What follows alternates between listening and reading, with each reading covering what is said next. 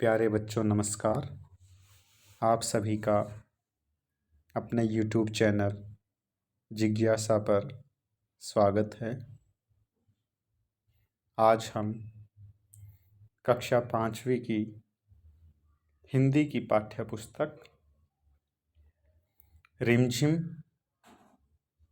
का पाठ नंबर 1 जिसका कि शीर्षक है राख की रस्सी पढ़ेंगे। प्यारे बच्चों, राख की रस्सी तिब्बत की एक लोक कथा है। तो सबसे पहले प्रश्न यह उठता है, लोक कथा क्या होती है? किसी स्थान विशेष के बारे में सैकड़ों वर्षों से जो कहानी चली आ रही है उसे लोक कथा कहते हैं। यह लोक कथा तिब्बत के 32वें राजा सोनगवसेन गांपो के मंत्री लोनपोगार और उनके बेटे पर आधारित है।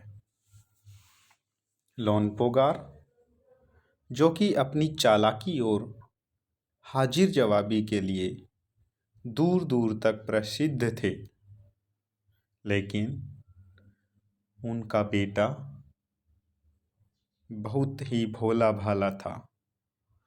होशियारी तो मानो उसे छूकर भी नहीं गई थी। इस बात को लेकर वे बहुत चिंतित रहते थे कि आगे चलकर मेरे बेटे का जीवन निर्वाह कैसे होगा। ये सोचते सोचते मंत्री के मन में एक विचार आया, क्यों न मैं अपने बेटे को चालाक बनने के लिए शहर भेज दूं। उन्होंने किया भी कुछ ऐसा ही। उन्होंने अपने बेटे को 100 भेड़ों के साथ शहर के लिए रवाना किया और आगाह किया कि उन्हें इन भेड़ों को न तो मारना है और न ही बेचना है, लेकिन जब वह गांव लौटेगा तो उसके पास 100 भेड़ों के साथ साथ 100 जौ के बोरे भी होंगे। जौ, जो कि एक प्रकार का अनाज है। मंत्री का बेटा शहर पहुंचकर सड़क किनारे बैठ गया और इस समस्या को लेकर सोचने विचारने लगा। उसके मन में दूर दूर तक इस समस्या का कोई उपाय नहीं था। अचानक उसकी मुलाकात एक लड़की से होती है और वह उस लड़की को अपनी समस्या के बारे में बताता है। लड़की बड़ी ही समझदारी के साथ उसकी समस्या का समाधान करती है और भेड़ों के बाल को उतारकर बेचकर उससे जो धनराशि प्राप्त होती है उनसे वह 100 जौ के बोरे खरीदकर उस लड़के को उसके गांव की ओर रवाना करती है। लड़का अपने पिता को ये सारी कहानी बताता है और मन ही मन खुश होता है कि मेरे पिता ये सब सुनकर बहुत खुश होंगे। लेकिन हुआ इसके बिल्कुल विपरीत। मंत्री ने कहा, भेड़ों के बाल उतार कर बेचना मुझे जरा भी पसंद नहीं आया। तुम इन भेड़ों के साथ दोबारा शहर जाओ और फिर से 100 जौ के बोरे लेकर ही लौटना। लड़का दोबारा से शहर जाता है और उसी स्थान पर बैठ जाता है। पता नहीं क्यों उसका मन यह गवाही दे रहा था कि वह लड़की दोबारा से उसकी मदद करने आएगी। हुआ भी कुछ ऐसा ही। लड़की से उसकी मुलाकात हुई और फिर से लड़के ने अपनी सारी व्यथा लड़की के सामने सुनाई। लड़की ने पुनः समझदारी के साथ उसकी समस्या का समाधान किया और भेड़ों के सींग काटकर बेचकर उससे जो धनराशि प्राप्त हुई उनसे 100 जौ के बोरे खरीदकर लड़के को गांव के लिए रवाना किया।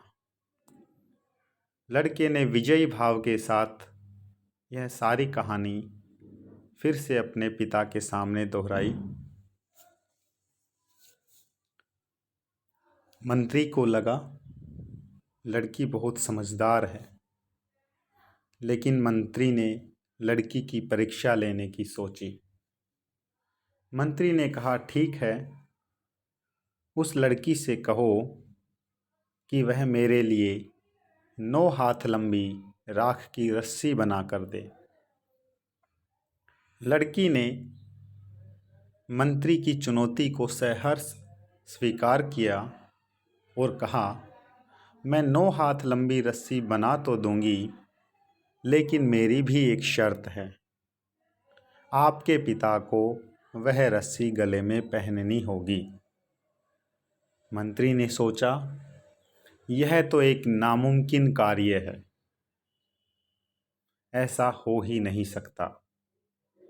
मंत्री ने भी यह शर्त स्वीकार कर ली।